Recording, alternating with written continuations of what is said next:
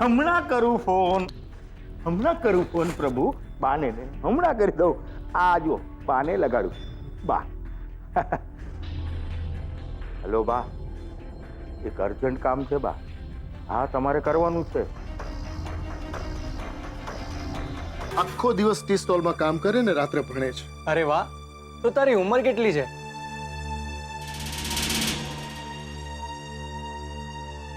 સાહેબ, અનાથને હવે એનો જન્મદિવસ થોડી યાદ હોય.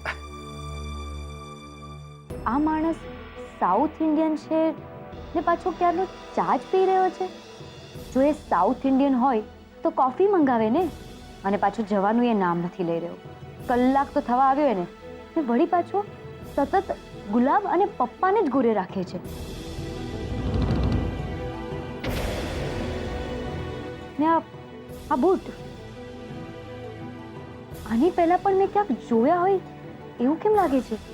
કંઈક તો ગડબડ છે આ માણસમાં.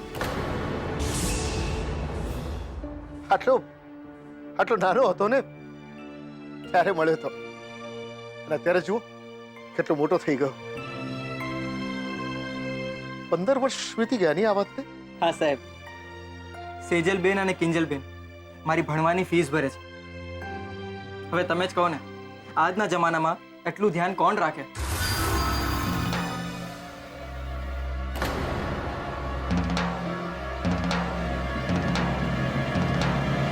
રાહુલ રાઘવ ભટ્ટ.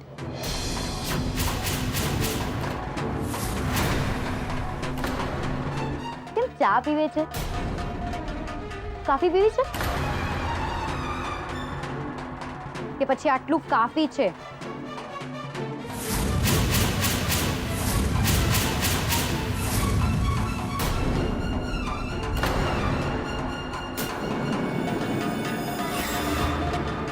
ગુલાબ, જરા આમ આવજે તો, અને આ ઇડલીને બદલી નાખ આપણા અસલી સુરતી ખમણમાં. ચિંતા ના કરો રાહુલભાઈ, આમ કરીને નહીં ખેંચું, પણ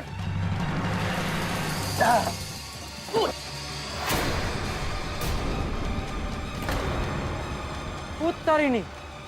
કિંજલબેન, આ તો ખમણ નહીં પણ લોચો નીકળ્યો. ઓ રાહુલભાઈ, નો પો નો ગો, હવે અહીંયા જ રહો. એ તો રહેવું જ પડશે ગુલાબ, અને એને પપ્પાના સવાલોના જવાબ પણ આપવા પડશે.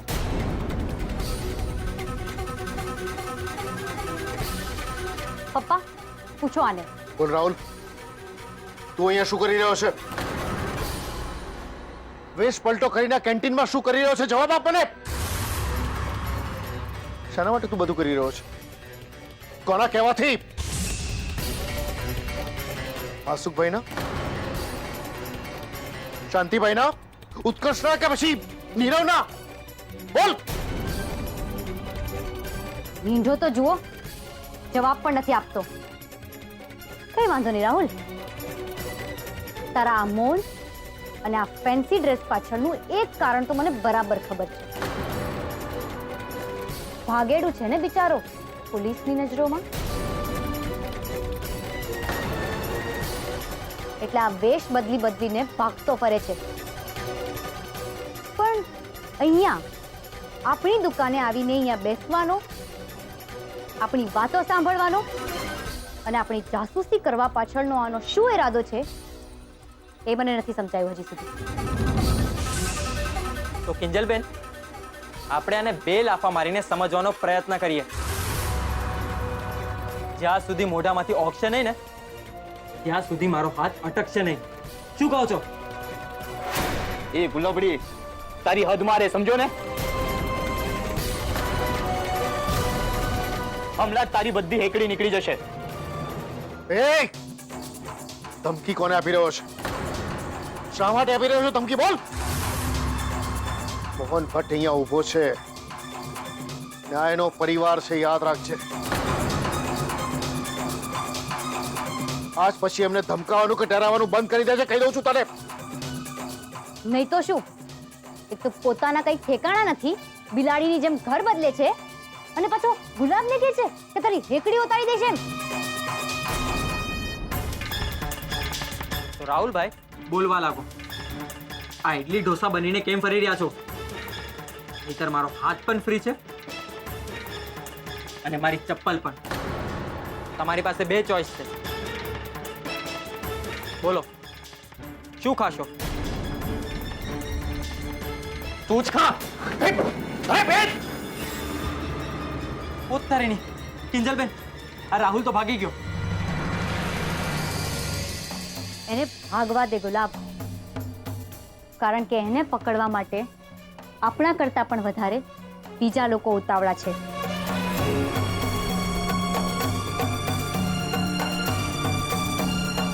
હેલો ઇન્સ્પેક્ટર સાહેબ, હું કિંજલ ભટ્ટ બોલું છું, મોહન એન્ડ ડોટર્સ ટી સ્ટોલમાંથી. અહીંયા હમણાં જ રાહુલ ભટ્ટ આવેલો અને એ પણ વેશ બદલીને, સાઉથ ઇન્ડિયન વેશમાં, અને ત્યાંથી ભાગી ગયો છે. હું બસ તમને ઇન્ફોર્મ કરી રહી છું. જી.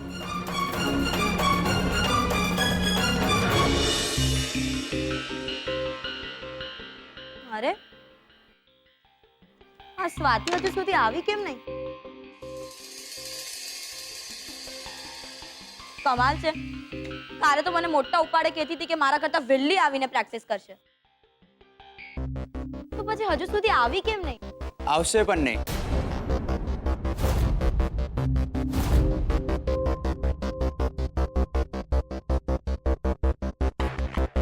કારણ કે મારે આજે તને સ્પેશિયલ ટ્રેનિંગ આપવાની છે. છોડ આ બધું, તું મને એમ કે મેચ જીતવા માટે શું જરૂરી છે? સૌથી પહેલા તો સામે કોઈ રમવા વાળું જોઈએ, ને જો એકાદી કોમ્પિટિશન રમવાની હોય તો રમવાની વધુ મજા આવે. અને ટેલેન્ટ અને પ્રેક્ટિસ. ગુડ. તો પણ જે સૌથી વધારે મહત્વનું હોય ને, એ છે જીતવા માટેનું જુનૂન, હદ બહારનું જનૂન. પેલો ડાયલોગ છે ને, किसी भी चीज को इतनी शिद्दत से चाहो कि उसे तुमसे मिलाने के लिए पूरी कायनात लग जाए. बस मारे तने એ જ પૂછવું છે, શું તારામાં એ જીતવા માટેનું જનૂન છે? તમને હજુ પણ ડાઉટ છે સર?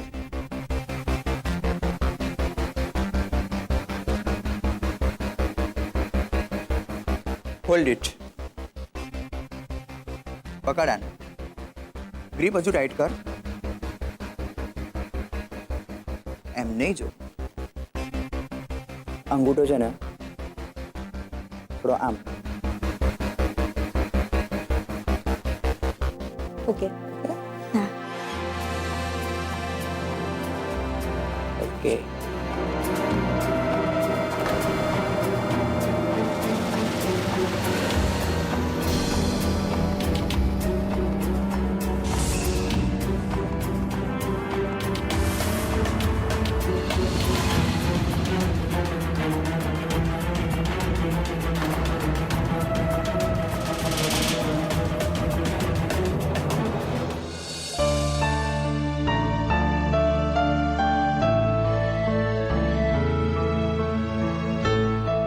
પપ્પા, રાહુલની વાત સાંભળીને તમે શું કામ અપસેટ થઈ રહ્યા છો?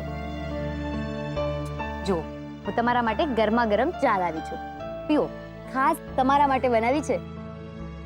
અને રહી વાત રાહુલની, તેને તો આદત છે આવા બધા ત્રાગા કરવાની. રાગાની વાત નથી કિંજલ, વાત છે માણસના અભિગમની. દરેક વ્યક્તિ લક્ષ્ય લઈને બેઠું હોય છે કે અઢળક પૈસા કમાવા છે, બ્રાન્ડેડ ગાડી લેવી છે, સારા સારા બંગલામાં રહેવું છે. આ રાહુલ છે ને, એ પણ મગજમાં આવું જ કંઈક ફિટ કરીને બેઠો છે કે ગમે તેમ કરીને મારે કિંજલને હેરાન કરવી છે. એને સફળ થવા દેવી નથી. એનું જેટલું નુકસાન થશે એટલો મારો ફાયદો છે. પપ્પા, આવું વિચારવા વાળો ખાલી રાહુલ નહીં, કેટલાય લોકો છે. એટલે કોણ કોણ છે? કોણ? એ બધું જવા દો, કારણ કે અત્યારે આ વાત ઉખેડવાનો સમય નથી. પણ બસ તમે એટલો વિશ્વાસ રાખજો કે તમારી આ કિંજલ છે ને, એ બધું ફોડી લેશે, અને સમય આવે બધું તોડી ફોડી પણ નાખશે. તો કિંજલબેન, એમાં સૌથી પેલો વારો છે ને રાહુલભાઈના કેફેનો રાખજો. એમને આપણી દુકાને આવીને આપણા ચાના કપ તોડ્યા હતા. આપણું ઘણું નુકસાન કરાવી નાખ્યું છે. ગુલાબ, છોડ ને બધું. શું કરવા છોડું કિંજલબેન? અને મને તો એ નથી સમજાતું કે આ ઉત્કર્ષભાઈએ શું વિચારીને રાહુલભાઈને મફતમાં દુકાન ચલાવવા આપી છે.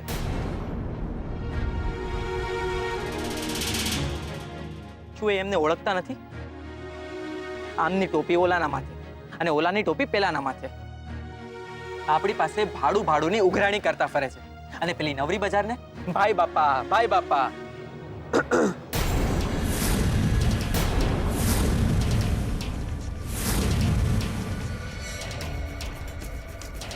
મારું ભાડું ખબર છે. 2 દિવસનું બાકી છે. હા તો અમારો વાંક નથી. ગઈકાલે જ આવવું હતું ને ભાડું લેવા માટે. ગુલાબ, જા ગલામાંથી ભાડું આપી દે. 1 મિનિટ ગુલાબ. ઉત્કર્ષ, તારી સાથે વાત કરવી છે. અત્યાર સુધીમાં તને સમાચાર તો મળી ગયા હશે કે હવે હું દુકાને આવતો જતો થઈ ગયો છું, કે ભાડાની ઉઘરાણી તારે હવે કિંજલ પાસે નહીં મારી પાસે કરવાની. ઠીક છે, મને એમાં પણ કોઈ વાંધો નથી. મને માત્ર ને માત્ર મારા પૈસાથી મતલબ છે. પછી ભાડું મિસ્ટર ભટ્ટ આપે કે પછી મિસ ભટ્ટ?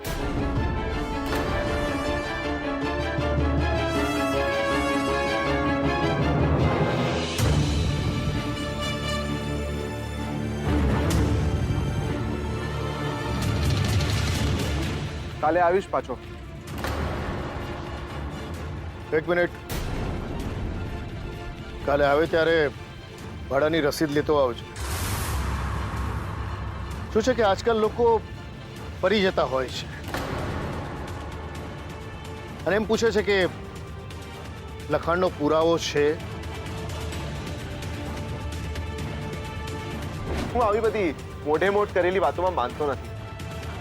બ્લેક એન્ડ વ્હાઇટમાં છે, ક્યાંય લખેલું છે? હા, માસુ અંકલે ક્યાંય સાઇન કરી છે? નહીં ને? મોઢા મોઢ વાત થયા છતાં પણ તેઓ માનતા નથી ને ઉપરથી બીજું ભાડું માંગતા હોય છે. એટલે એક હાથ ભાડું લે અને એક હાથ રસીદ દે. સમજી ગયો? અને જો કાલે રસીદ લઈને ન આવ્યો ને તો ભાડું ભૂલી જશે.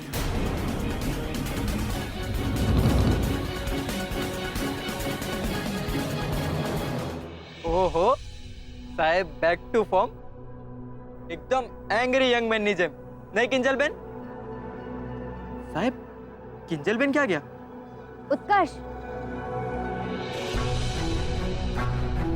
મારે તારી સાથે વાત કરવી છે. ભાડું ઓછું નહીં થાય. હું ભાડાની વાત કરવા આવી પણ નથી. સોરી, હું પણ મારા પ્રોફેશનલ સંબંધોમાં પર્સનલ વાત નથી કરતો.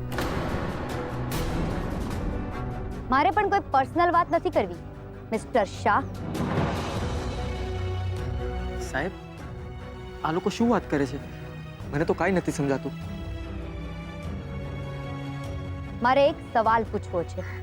પૂછ. જ્યારે હું હોસ્પિટલમાં હતી ત્યારે તું મને મારવા આવેલો?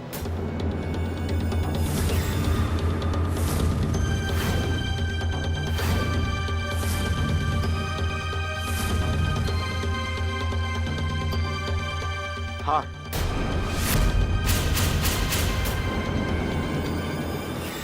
અરે રાહુલ, આવી રીતે આમ નીચું મોઢું રાખીને શું ઊભો છે? આવી નાની નાની વાત પર ટેન્શન નહીં કરવાનું. હા, બાકી એક વાત કહું, તે જે પણ કંઈ કર્યું છે ને, બહુ મસ્ત કામ કર્યું છે. ઓકે, શાબાશ. તું શાબાશ, તું મસ્ત કામ કર્યું છે. અરે પ્રભુ, આ ઈડલી ઢોસાના ચક્કરમાં મારો દીકરો પકડાતા રહી ગયો. અને પકડાઈ ગયો હોત ને તો ઓલા ગુલાબિયા તો આને પીકી નાખ્યો હોત. ને ઓલી વાઘણ જેવી કિંજલ તલવારધારી છે, એને તો આને એક ઘાને 2 કટકા કરી નાખ્યો મારા દીકરાના. પ્રભુ, રિલેક્સ રિલેક્સ દાસ, રિલેક્સ. આવું કંઈ થવાનું નહોતું. અરે તમારો દીકરો ટેલેન્ટેડ છે, ટેલેન્ટેડ. પકડાવાનો કોઈ પ્રશ્ન જ ઊભો નથી થતો. અને બીજી એક વાત, આ માસુક સંઘવી જે ઘોડા પર દાવ રમે છે ને એ લાંબી રેસનો ઘોડો જ હોય છે. અને છતાંય જો ભાગવું પડે એમ હોય તો બેટા તારી પાસે બીજો નંબર છે ને? હા અંકલ છે ને. શું છે ને? અને છે તો મને કેમ ખબર નથી? ગોળ કલયુગ છે પ્રભુ. સગા બાપ પાસે એના સગા દીકરાનો નંબર નથી, બોલો.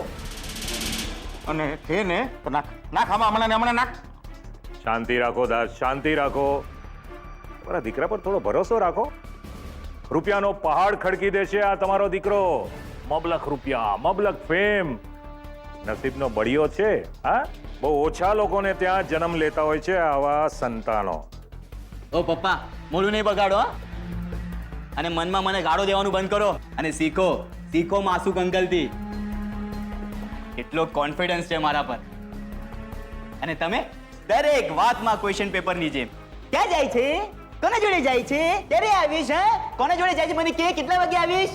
ડોબો છે ડોબો, બસ ડોબો. એ ડોબા, હે તો એવું થાય જ. હા, કારણ કે તારો ઓલો ડુમ્મસનો દરિયો છે ને હજી મારા હૈયામાં હિલોળા લઈ રહ્યો છે પ્રભુ. અને ઓલો બાબુ બંધુ, વેરી વસૂલી, ગણો આના પ્રસંગો અને આના પરાક્રમો ગણો હમણાં. દાસ શાંતિ રાખો, ભૂલી જાઓ બધી જૂની વાતોને. ઘટના ગઈ, તારીખ બની ગઈ. હવે નવે નાકે દિવાળી માંડવાની છે અને આગળ શું કરવાનું છે એ મારી પાસેથી ધ્યાનથી સાંભળો.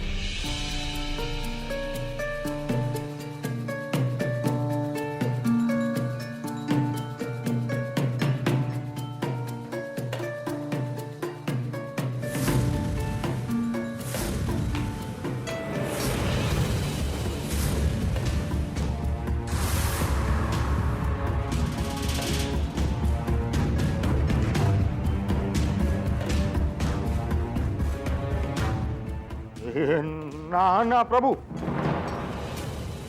આ કામ માટે મારો રાહુલિયો નહીં.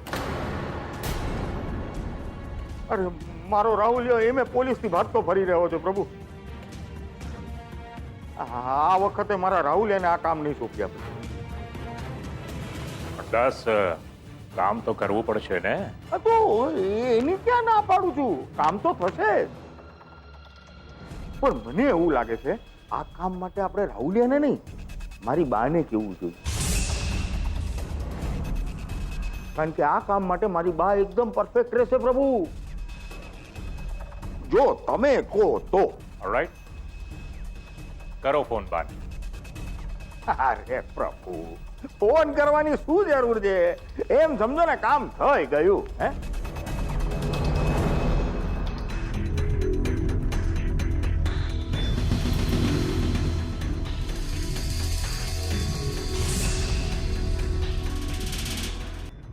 હમણાં કરું ફોન પ્રભુ. બાને ને હમણાં કરી દઉં. આ જો બાને લગાડું. બા, હેલો બા, એક અર્જન્ટ કામ છે બા. હા, તમારે કરવાનું છે. હા, આપણા વિવાહનું જ કામ છે. એટલે મોહનભાઈના વેવાઈનું કામ છે બા. થઈ જશે ને બા? ભલે.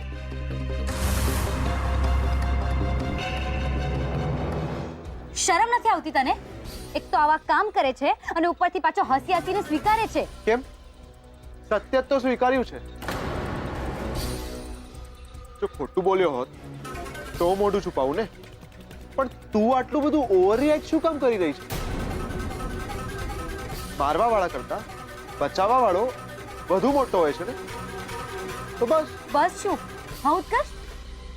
રૂપેશ જીજુ સાચું જ કહી રહ્યા હતા, તું ભરોસાને લાયક જ નથી. અચ્છા, એટલે આજે અમારી ફ્રેન્ડશિપમાં મને એક વાત તો બરાબર સમજાઈ ગઈ. પણ હું પણ સ્પષ્ટ શબ્દોમાં એક વાત કહી દેવા માંગુ છું કે તમારે લોકોને જે ઉખાડવું હોય ને ઉખાડી જુઓ. જેટલી મારી પત્તર ખાંડવી હોય ને ખાંડી જુઓ. બોસ, કોઈ ફરક નથી પડતો. શરમ નથી આવતી રે તને? આટલી નફટાઈ સાથે તું કેવી રીતે જીવી શકે છે ઉત્કર્ષ? મને તો એ નથી સમજાતું કે આવું બધું કરીને તને કયો આનંદ મળી જાય છે. હવે એ વાત હું તને નહીં સમજાવી શકું, કારણ કે તારા મગજમાં જો એકવાર કોઈ વાત ઘર કરી ગઈ ને તો એ જ સચ્ચાઈ. તો ઠીક છે, ઓકે, એ હું જ હતો જે હોસ્પિટલમાં તને મારવા આવેલો.